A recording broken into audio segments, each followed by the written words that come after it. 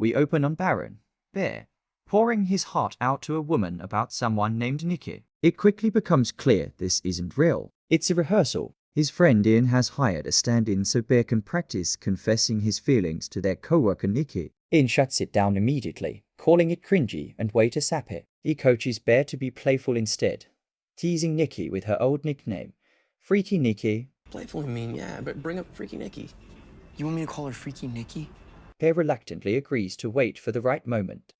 Bear comes home to find his beloved cat, Sandy, dead. Devastated and lonely, he skips trivia night. Nikki calls, casually mentioning she's putting in her 2 weeks at the music store, meaning Bear is running out of time to tell her how he feels. Panicking, he rushes out to buy her a crystal necklace, but ends up drawn to a strange item in the shop.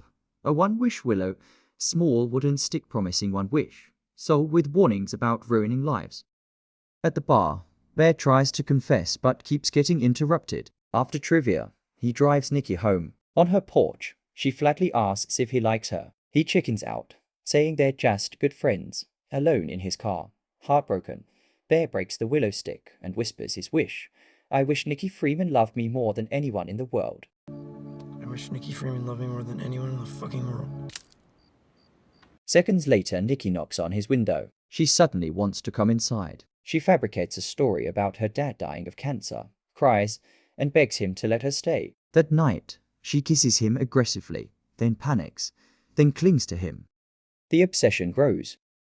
Nikki quickly becomes consumed by Bear. She's alternately loving, terrifying, and unstable, watching him sleep, cutting his hair without permission, screaming when he pulls away. Ian investigates and discovers Nikki's dad is perfectly healthy. He also reveals that Nikki once friend-zoned Bear as a little brother.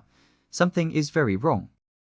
On a date, Bear confronts her about the cancer lie. She breaks down, then confesses she loves him more than anyone in the world, echoing his exact wish. Nikki packs Bear a lunch. At work, Sarah opens it and finds Bear's cooked cat inside with a love note. Bear vomits. He tries to distance himself, planning a boys' night without Nikki, but she manipulates her way into coming.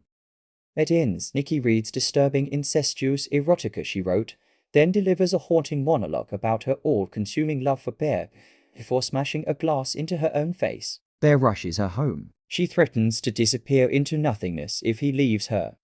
Bear escapes to meet Sarah, who opens her youthful acceptance letter with him and finally admits she has feelings for him. She leans in to kiss him and Nikki appears, bludgeoning Sarah to death with a rock. Nikki forces Bear to help hide the body, insisting, "You wished for this."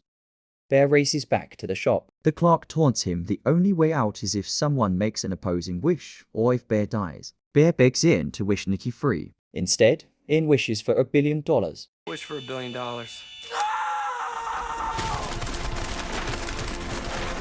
Back at the house, Nikki is in a full psychotic break, threatening to mutilate herself with a gun if Bear doesn't scream that he loves her.